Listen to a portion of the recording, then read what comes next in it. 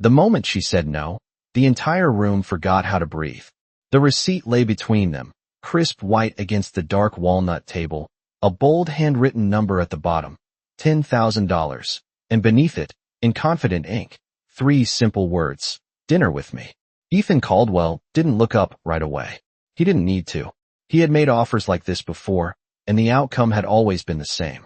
A pause, a smile, gratitude, sometimes disguised as hesitation. Then yes. Always yes. But tonight, something shifted. Clara Whitmore stood still, her fingers lightly resting on the edge of the check presenter, her posture straight but unassuming, like someone who had long ago learned how to exist without asking for attention. The soft hum of the restaurant continued around them, glass against glass, low laughter, the distant clink of silverware. But at their table, a quiet tension pressed in, subtle and undeniable. She glanced at the number. Not impressed, not offended, just unmoved. Then, with a calm that didn't match the weight of the moment, she picked up a pen. Ethan finally looked up. His watch caught the light as his wrist shifted, Swiss, rare, precise, just like everything else in his life. He studied her face, expecting curiosity at least, maybe calculation. But there was neither. Her expression held something far more unsettling. Clarity. The pen moved. A single line crossed through his offer. Clean. Final. Then she wrote one word beneath it. No. She closed the folder and placed it gently back in front of him, as if returning something that had never belonged to her in the first place. Ethan blinked once. Slowly. Around them, no one reacted, but somehow the air felt different, like a note slightly off-key in an otherwise perfect performance. Is there anything else I can get you tonight, Mr. Caldwell? Her voice was even, professional, untouched by what had just happened. He leaned back slightly, studying her now with genuine interest, the kind he reserved for unexpected variables, the kind that didn't fit neatly into projections or forecasts. You didn't even think about it, he said. Not a question, an observation. Clara met his gaze briefly. Not challenging, not submissive, just present. I did, she replied softly. A beat passed, and the answer didn't change. Somewhere behind them, a server laughed. A chair shifted. Life continued. But at table 12, something had cracked. Not loudly, not dramatically, but enough to be felt. Ethan tapped the edge of the receipt with his finger, once, twice, as if testing the reality of it. Most people, he began, then stopped. He wasn't sure how to finish that sentence anymore. She waited. Not impatient, not curious, just still. That, more than anything, unsettled him. Finally, he gave a small, almost amused exhale. You're different. Clara picked up his empty water glass, her movement smooth, unhurried. No, she said, refilling it with quiet precision. I just don't confuse attention with respect. The words didn't rise. They didn't sharpen. They simply landed. And for the first time in a very long time, Ethan Caldwell had nothing to say. The receipt stayed on the table long after she walked away, as if it had more to say than either of them had allowed. Ethan did not touch it again. Not immediately. Instead, he watched her. Not in the casual way men watched waitresses, not with idle interest or passing curiosity, but with the focused attention of someone trying to understand a pattern that refused to reveal itself. Clara moved through the room with the same quiet precision, table to table, order to order, never rushing, never lingering. She did not avoid him, but she did not return either. It was as if their moment had already been filed away in her mind, categorized, completed, and closed. That, more than the refusal itself, unsettled him. Most people reacted to him, adjusted their tone, shifted their posture. Even those who tried to appear indifferent still carried a trace of awareness, a subtle gravity pulled toward his presence. But Clara moved like he was just another name on a ticket. Replaceable, temporary, ordinary. He leaned forward slightly, resting his forearms on the table, his untouched water catching the reflection of the overhead lights. $10,000. He had once spent that on a watch strap without thinking twice. Tonight, it had been reduced to a single line through ink. Clean. Final. He found himself replaying her words. Not the refusal, but the reason. Attention. Respect. The distinction lingered longer than he expected. A man at the next table laughed too loudly. Someone dropped a fork. The rhythm of the restaurant continued, but Ethan was no longer part of it. Not fully. His world, usually measured in acquisitions and negotiations, had narrowed to a single question he could not easily answer. Why did it matter? He had been turned down before, technically. There had been declined meetings, rejected proposals, people who said no for strategic reasons, for leverage, for timing. But this was different. There had been no strategy in her voice. No calculation. Just certainty. And certainty could not be negotiated.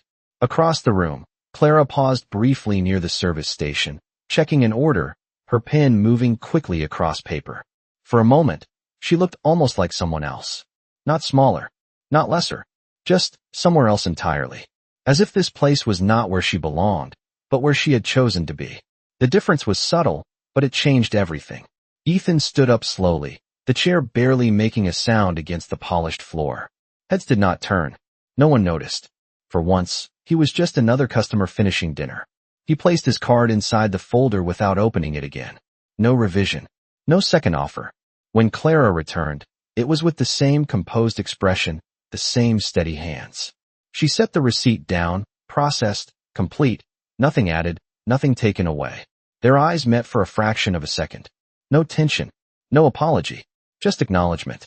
He signed without looking at the total, then slid the folder back toward her. Thank you, he said. Simple. Unadorned. Clara nodded once. Of course. And just like that, it was over. Or it should have been. But as Ethan walked toward the exit, the soft glow of the city waiting beyond the glass doors, he realized something unfamiliar had followed him out of that room. Not rejection. Not curiosity. Something quieter. Something more persistent. A standard he had not known he failed to meet until someone refused to lower it. The city air felt colder than it should have as Ethan stepped onto the sidewalk, the glass doors closing quietly behind him, sealing off the warm, controlled world he understood and returning him to something far less predictable.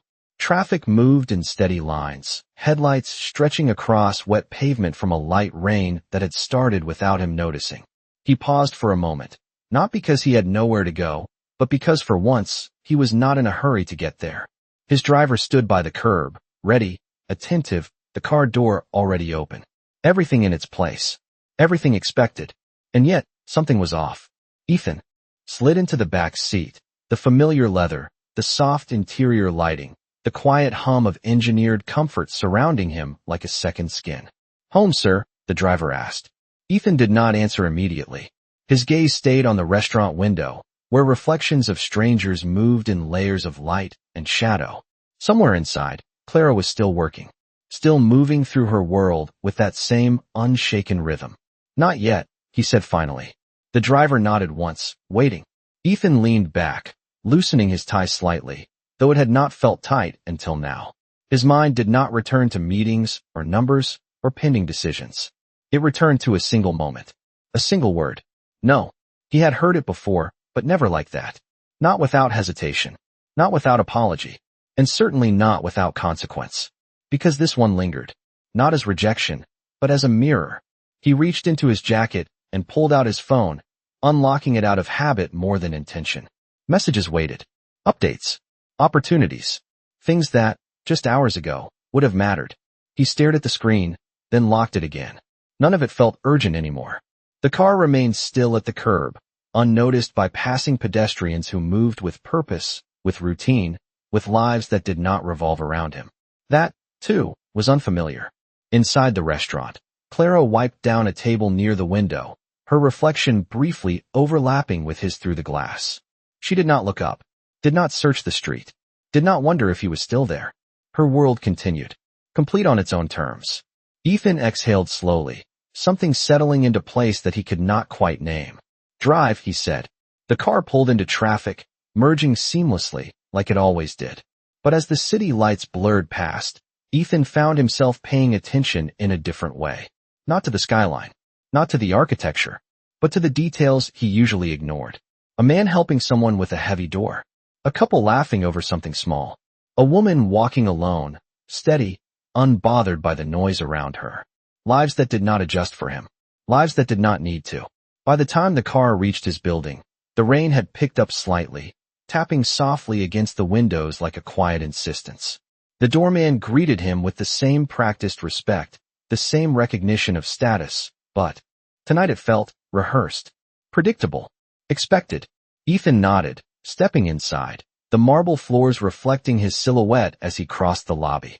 Everything here was polished, controlled, designed to impress. And yet, for the first time, it felt smaller than the space he had just left. He entered the elevator alone, the doors closing with a soft finality. As it ascended, he caught his reflection in the mirrored walls. Perfect suit, perfect posture, perfect life. And still, something was missing. Not success, not power. Something simpler. Something he had not needed before. Or maybe something he had never noticed he lacked. The elevator chimed. The doors opened. Ethan stepped into his penthouse, the city stretching endlessly beyond the floor to ceiling windows. It was everything he had built, everything he had earned. And yet, as he loosened his watch and set it down on the counter, the silence felt different tonight. Not empty, not lonely, just honest. And somewhere, beneath all of it, one thought remained. Not about how to win her, not about how to change her answer, but about why her answer had not changed at all. Morning arrived without ceremony, a pale gray light stretching across the skyline as the city woke in layers of sound and motion. But inside Ethan Caldwell's penthouse, the silence remained intact, undisturbed, almost deliberate. He stood near the window, a cup of coffee cooling in his hand, untouched, as if the act of drinking it required a decision he had not yet made. Below him, the streets filled with movement, people stepping into routines that did not pause for reflection, did not question their direction, did not hesitate. He had always admired that efficiency. Today, it felt different. Slower, louder, more visible. His phone buzzed once on the counter, then again, each notification stacking with quiet urgency, but he did not reach for it. Not yet. Instead, his gaze drifted to the watch he had placed there the night before. Precision, value, identity. For years, it had been a symbol of control, of measured success, of time shaped to his will. But now, it looked like something else. A habit, a constant, something that had never been questioned because it had always worked. Until it did not. He set the coffee down, still untouched, and finally picked up his phone, scanning the messages without truly reading them. Meetings confirmed. Opportunities expanding. Numbers rising. Everything exactly as it should be. Everything exactly as it had always been. And yet, something in him resisted the rhythm. He locked the screen again, exhaling quietly, a subtle shift in posture that no one was there to notice. By late morning, he was back in motion, dressed in another perfectly tailored suit, stepping into another perfectly timed schedule, the elevator descending with smooth certainty as if nothing had changed. But something had. Not externally. Not visibly. Internally, a question remained unresolved, and it followed him into every room, every conversation, every decision. At the office, the conference table gleamed under controlled lighting, screens displaying projections, voices discussing strategy, outcomes, margins. Ethan listened, nodded, responded when necessary. From the outside, nothing was different. But his attention moved elsewhere, slipping between the words, catching what was not being said. Agreement that felt rehearsed. Confidence that relied on expectation. Respect that leaned too heavily on position. It was all familiar. It had always been enough. Until now. We can finalize by Friday, someone said across the table. Ethan looked at him, then at the numbers on the screen, then back again. Why, he asked. The room paused. Not because the question was complex, but because it had not been expected. The man blinked once. Because it aligns with our timeline. Ethan tilted his head slightly. That is not a reason. That is a habit. A silence followed, subtle but noticeable, like a shift in air pressure before a storm that never quite arrives. The conversation adjusted, recalibrated, but Ethan had already leaned back, his mind no longer anchored to the deal in front of him. It had drifted somewhere else. Somewhere quieter. By early afternoon, he canceled 2 meetings without explanation. By evening, he changed his schedule entirely. And by the time the sun dipped behind the buildings, casting long shadows across the city, he was standing once again in front of the same restaurant. The same glass doors. The same warm light spilling onto the sidewalk. Nothing had changed. Except him. He did not check his reflection before entering. Did not adjust his jacket. Did not prepare a line or an offer. This time, he walked in without expectation. Inside, the rhythm continued as it always had. Conversations layered over soft music, glasses catching light, movement flowing from table to table. And there she was, Clara Whitmore. Exactly where she had been. Exactly who she had been. She glanced up briefly as he stepped inside, not surprised, not curious, just aware. Then she returned to her work. No pause. No shift. Ethan stood there for a moment, not waiting to be noticed, not expecting recognition. Just present. For the first time, he did not arrive as a man who owned the room. He arrived as someone willing to understand it. He did not choose his usual table. That was the first difference. Instead of the quiet corner with the best view of the room, Ethan Caldwell took a seat near the center, where conversations overlapped and movement passed on all sides, where he was not the focal point but part of the background. The chair made a soft sound as he pulled it out, the small imperfection of noise drawing no attention from anyone but himself. He sat down, hands resting lightly on the table, no phone, no watch, no visible markers of the world he controlled outside these walls. Just a man waiting. Clara noticed him the way she noticed everything else. Efficiently. Without reaction. She finished pouring wine at another table, exchanged a brief smile with a couple celebrating something small but meaningful, then turned toward him with the same steady pace. No rush. No delay. When she reached his table, she placed a glass of water down in front of him, the condensation catching the soft light. "Good evening," she said, her tone unchanged from the night before, as if time had not passed at all. Ethan nodded once. "Good evening." A brief silence followed, not awkward, not forced, just present. She waited, pen ready, posture relaxed but attentive. "What can I get for you tonight?"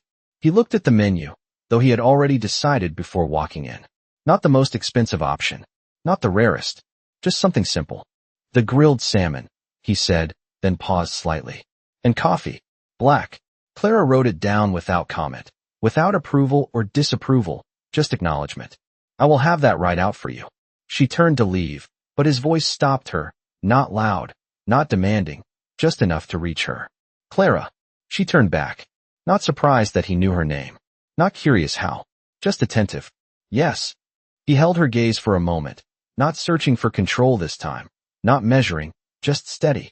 "No. Offer tonight." Her expression did not change, but something in her stillness deepened, like a surface of water settling after a small disturbance. "That is usually how dinner works," she replied calmly. A faint hint of something almost like humor touched the edge of her voice, but it did not stay long enough to be defined. Ethan nodded once. "I am learning that." She inclined her head slightly, then walked away, leaving the moment behind as easily as she had entered it.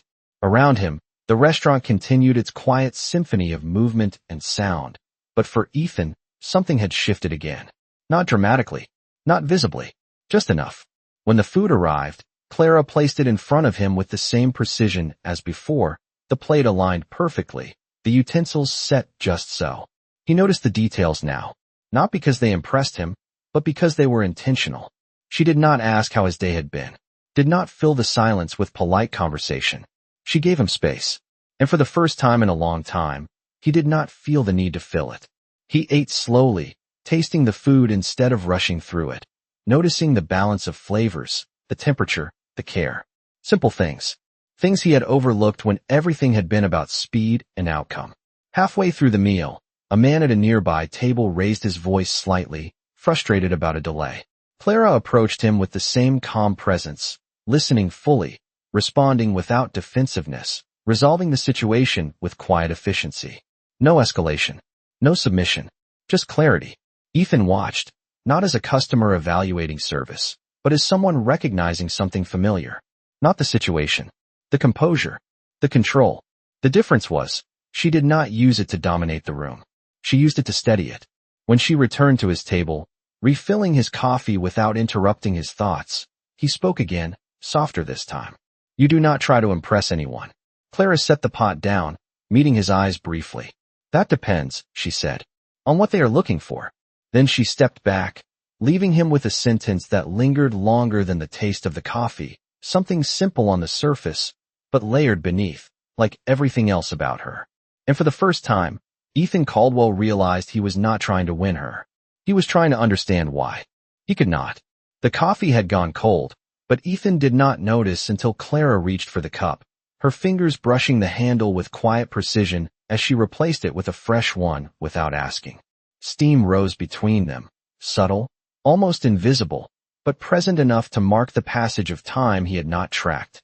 He glanced at the clock on the wall for the first time that evening. Nearly 2 hours. Longer than he had intended. Longer than he had stayed anywhere without purpose in years. "You are still here," Clara said, not as a question, but as a simple observation. Ethan nodded once. "So are you." She held his gaze for a brief second, then looked away, scanning the room with practiced awareness before returning her attention to him. "I work here," she replied. "That tends to be consistent." There was no sharpness in her tone, only clarity, the kind that did not need to defend itself. Ethan leaned back slightly, considering his next words more carefully than usual, as if each one carried more weight than he was used to assigning. "Most people would have asked why," he said. Clara tilted her head just enough to acknowledge the statement. "Most people are looking for a different kind of conversation." A pause followed. Not empty, not strained, just space. Ethan studied her, not trying to solve her this time, but trying to understand the pattern she followed. There was no performance, no attempt to engage beyond what was necessary. And yet, she was not distant. She was present in a way that felt deliberate, controlled, almost disciplined. "You said something last night," he began slowly, "about attention and respect." Clara did not interrupt. "Most people I know treat them as the same thing." She nodded once. "That is because attention is easier to give." He watched her closely. "And respect costs something," she said simply. The words landed without emphasis, without explanation, but they carried a weight that did not require either. Ethan glanced down at the table, at his hands, at the absence of everything he usually relied on to define himself in moments like this. No watch, no phone, no symbols, just presence. "And what does it cost?" he asked. Clara reached for the edge of the table, adjusting a fork by less than an inch, a movement so small it would have gone unnoticed by anyone else. "Consistency," she said. "Time. Honesty." She straightened, meeting his eyes again. "Things that cannot be rushed." Ethan let out a quiet breath, something between a realization and an acceptance. Around them, the restaurant continued its steady rhythm, but at their table, something had shifted again. Not in volume, not in intensity, in direction. A man at the bar laughed loudly, drawing a few glances, but Clara did not turn. Her focus remained where she had chosen to place it. Ethan noticed that too. Choice, not reaction. "You make it sound simple," he said. Clara gave a faint shake of her head. "It is simple." A beat passed. "It is just not easy." For a moment, neither of them spoke. The silence settled naturally, not demanding to be filled, not needing to be broken. Ethan found himself comfortable in it, which was unfamiliar in itself. He had spent years filling silence with strategy, with conversation, with movement. Now he let it exist. When Clara finally stepped back, preparing to move to her next table, Ethan spoke again, quieter this time. "I do not think I have been very good at that." She paused, not turning fully, but enough to acknowledge him. "Most people are not," she said. Then, after a brief moment, she added, "But most people do not notice." And with that, she walked away, leaving Ethan alone with a thought that stayed longer than anything else she had said. Not that he had failed, but that for the first time, he could see exactly where. The check arrived without ceremony, placed gently at the edge of the table as Clara moved through the rhythm of her shift, her attention already shifting to the next task before the moment could settle into anything more. Ethan looked at it for a second longer than necessary, not because of the total, but because of what it represented now. Not a transaction, not leverage, just an ending to a meal that had not followed any of his usual rules. He reached for his card, then paused, his fingers resting lightly against the leather folder. No added number, no handwritten note, no attempt to extend the moment beyond what it was. He signed his name, steady, deliberate, then closed the folder and set it aside. When Clara returned, she picked it up with the same quiet efficiency, her eyes scanning the signature briefly before closing it again. No reaction, no acknowledgement of difference, just completion. "Thank you," she said, her tone unchanged, as if nothing about this evening had required adjustment. Ethan nodded once, then hesitated, something unspoken pressing at the edge of his thoughts. For a man who built his life on timing, this pause was unfamiliar. "Clara," he said again. She stopped, turning back just enough to meet his eyes. "Yes." He held her gaze, not searching for advantage, not calculating, just present in a way that still felt new. "If I come back tomorrow," he said slowly, "would anything be different?" The question lingered between them, simple in structure but heavier than it sounded. Clara considered it for a brief moment, not rushing, not deflecting. "That depends," she replied, "on whether you are." The answer did not rise. It did not challenge. It simply existed. Ethan absorbed it quietly, nodding once as if something had been confirmed rather than questioned. "Fair," he said. She inclined her head slightly, then turned away, the conversation ending exactly where it needed to. No extension, no invitation, just clarity. Ethan stood, the chair sliding back with a soft sound, and for a moment, he remained there, taking in the room not as a place to control, but as a place to understand. The same lights, the same movement, the same quiet balance of people existing within their own worlds. And somewhere within it, Clara moved again, already part of another interaction, another moment, untouched by the one they had just shared. He stepped toward the exit, the distance shorter than it had felt before, the glass doors reflecting a version of himself that looked the same, but no longer felt it. Outside, the night air carried a subtle chill, the city alive in its usual rhythm, indifferent to his presence, unchanged by his absence. He paused on the sidewalk, not out of hesitation, but out of awareness, something he had rarely allowed himself before. Tomorrow. The words settled differently now, not as a continuation of control, but as a possibility of change. Behind him, through the glass, the restaurant glowed with quiet consistency, a world that did not bend, did not adjust, did not respond to status or expectation. And for the first time, that did not frustrate him. It grounded him. He took a step forward, then another, moving into the flow of the city without drawing attention, without commanding space, just another figure among many. But beneath that simplicity, something had shifted in a way he could not ignore. Not because she had rejected him, but because she had not needed to accept him in the first place. And as he walked, one thought remained, steady, unshaken, and quietly undeniable. If nothing changed, the answer would not either. The next evening arrived with the same quiet rhythm, but Ethan Caldwell did not rush toward it this time. He did not rearrange his schedule dramatically, did not cancel meetings to create space. Instead, he finished what needed to be done, one decision at a time, one conversation at a time, with a focus that felt different from before. Not sharper, not faster, just more deliberate. When he finally stepped out into the city, the sky was clear, the air cool but steady, the kind of evening that did not demand attention yet rewarded those who noticed it. He walked the last block instead of taking the car, his pace unhurried, his hands free, his mind quiet in a way that did not feel empty. The restaurant came into view exactly as it had the night before, warm lights spilling through the windows, people moving inside with familiar patterns, nothing changed on the surface. But he did not stand outside this time. He did not pause to consider whether he should go in. He simply opened the door and stepped inside. No hesitation. No expectation. Clara was there. Of course she was. Moving between tables, carrying a tray with balanced ease, her attention divided, yet somehow complete, in each direction she chose. She glanced toward the entrance as the door closed behind him, her eyes meeting his for a brief second. No surprise. No acknowledgement beyond awareness. Then she continued walking. Ethan did not take it personally. That was the difference. He chose a table near the window this time. Not hidden, not central, just present, where the reflection of the city layered softly over the room. When Clara approached, her posture was the same, her voice the same, her presence unchanged. "Good evening," she said. Ethan nodded. "Good evening." No extra words. No attempt to reopen what had already been said. She placed a glass of water in front of him, the same motion, the same precision, then waited. "Coffee," he said, "and whatever you recommend."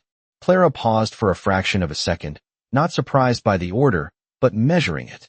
"The roasted chicken is good tonight," she said. "I will have that."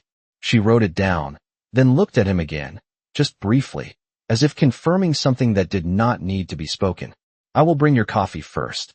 He nodded. "Thank you." When she returned with the cup, Setting it down carefully, Ethan noticed something subtle. She did not rush away immediately, not because she was lingering, but because there was no urgency to leave. A small shift, barely visible. "You came back," she said. Not a question, not a challenge, just an acknowledgement of fact. Ethan wrapped his fingers around the warm ceramic, feeling the heat settle into his hands. "I said I would." Clara tilted her head slightly. "People say a lot of things." He met her gaze, steady. "I am trying not to." A pause followed, soft but real. Clara studied him for a moment longer than before, not searching for flaws, not testing, just observing. Then she gave a small nod, almost imperceptible. "That is a start," she said. No praise, no approval, just recognition. She stepped away then, moving back into the flow of the room, leaving him alone with a sentence that felt different from the others.